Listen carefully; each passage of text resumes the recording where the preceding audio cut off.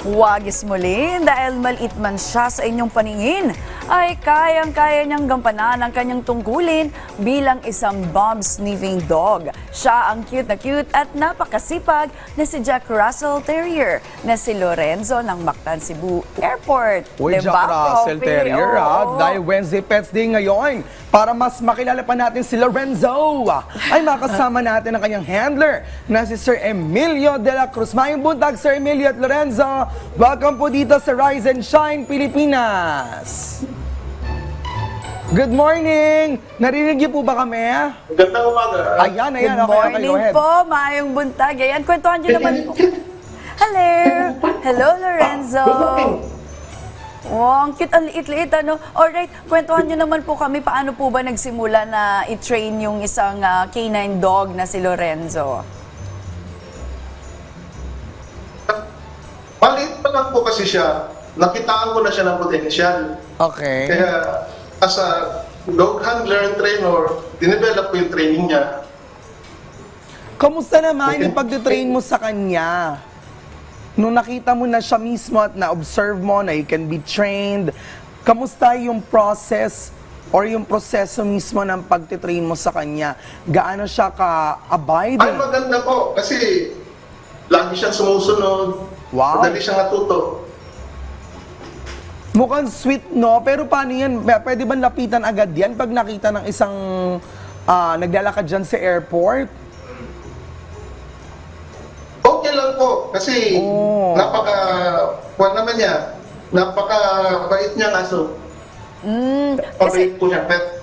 oo, usually po kasi, di ba, Sir Emilio, yung mga canine malalaki talaga. So, yung mga ibang tao, yung mga pasahero na sa airport, tatakot dumikit, di ba, Oo, lalaki. pero ito canine, ang liit, imbis na iwasan mo, talagang lalapitan mo, lalaruin mo, no? So, kamusta naman po? Ano po yung mga usual na feedback, yung mga comments na naririnig niyo po mula sa mga tao na dumadaan dyan sa airport?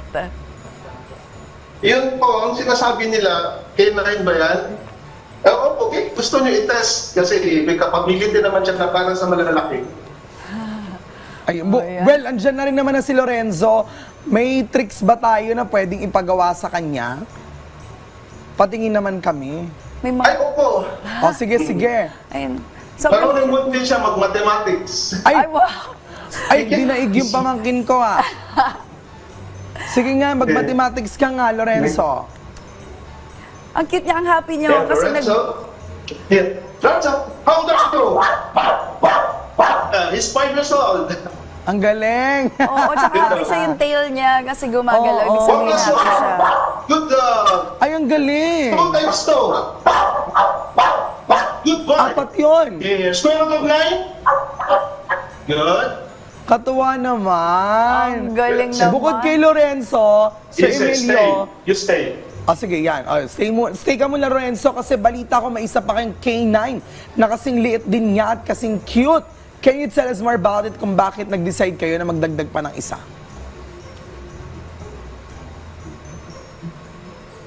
Ay, opo, kasi sa edad niya po na 5 years old, punta na siya retirement, kailangan din ang kapalit niya para at least may magagamit na rin kami. Curious lang ako, Sir Emilio, so wala naman pong regulation, no, sa when it comes to mga canine security about sa sizes, kasi kayo nga po, apparently, meron nun, at may isa pa, no? So, pwede po, no, kahit sa ibang airport all over the Philippines, pwede po yung ganyang size? Ay, opo, regarding sa security, wala naman pinipili basta magaling at marunong yung aso.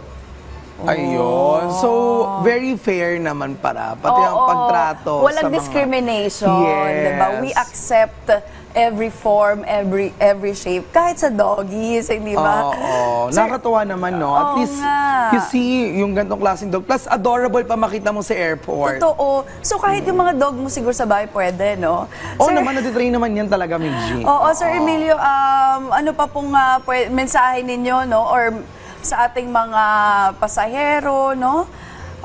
Bilang isang may-ari ng isang canine security dog.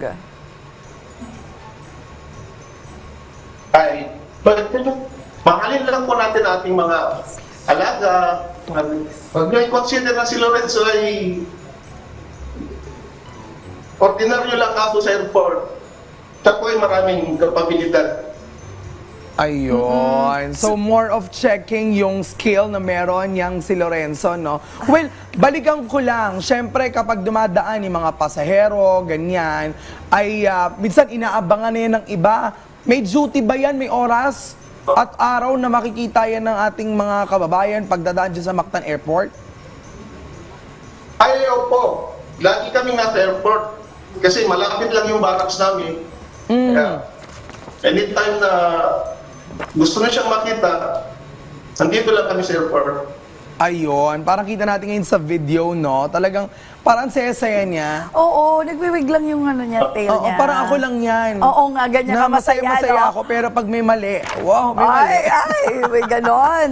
Siyempre, pag hindi maganda ang nararamdaman, Oo. sisitahin mo, call out So, culture. wag mong Oo. smulin, no, na cute-cute, Oo. pero talagang, nako, kaya mag-bite. Sir Emilio, may pagkakataon ba na may naamoy na itong si Lorenzo na ipinagbabawal na bagay sa mga bagahe? Pwede niyo po kaming kwentuhan about it?